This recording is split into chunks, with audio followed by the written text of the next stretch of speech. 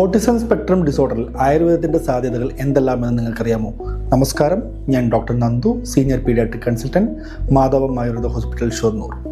ഇന്ന് ഈ വീഡിയോയിൽ ഞാൻ പറയുവാൻ ആഗ്രഹിക്കുന്നത് സമൂഹം ധാരാളമായി ചർച്ച ചെയ്യപ്പെടുന്നതും ഇന്ന് നമ്മളുടെ കുഞ്ഞുങ്ങളിൽ ധാരാളമായി കാണപ്പെടുന്ന ഒരു അവസ്ഥയാണ് ഓട്ടിസം സ്പെക്ട്രം ഡിസോർഡർ, ASD അഥവാ ഓട്ടിസം.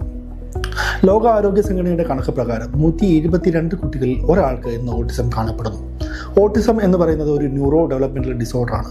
ഒരു കുട്ടിയുടെ ആശയവിനിമയം, വ്യക്തിഗത വികാസം, സാമൂഹിക ഇടപെടൽ, ബുദ്ധിശക്തി എന്നീ ഘടകങ്ങളെ ബാധിക്കുന്ന ഒരവസ്ഥയാണ് ഓട്ടിസം എന്നത്. ഇതിൻ്റെ കാരണങ്ങൾ നമുക്ക് പരിശോധിക്കാം. കാരണങ്ങൾ എന്ന് പറയുമ്പോൾ ഗർഭാവസ്ഥയിൽ അമ്മയ്ക്കുണ്ടാകുന്ന ശാരീരികമായിട്ടും മാനസികപരമായിട്ടും ഉണ്ടാകുന്ന വ്യതിയാനങ്ങൾ മൂലവും, ഗർഭത്തിന് ശേഷം ഉണ്ടാകുന്ന കോംപ്ലിക്കേഷനുകൾ മൂലവും, അതുപോലെ തന്നെ ഒരു കുഞ്ഞിൻ്റെ ആദ്യത്തെ 1 വയസ്സ് മുതൽ 2 വയസ്സ് വരെയുള്ള പ്രായം ഏറ്റവും പ്രധാനമാണ്.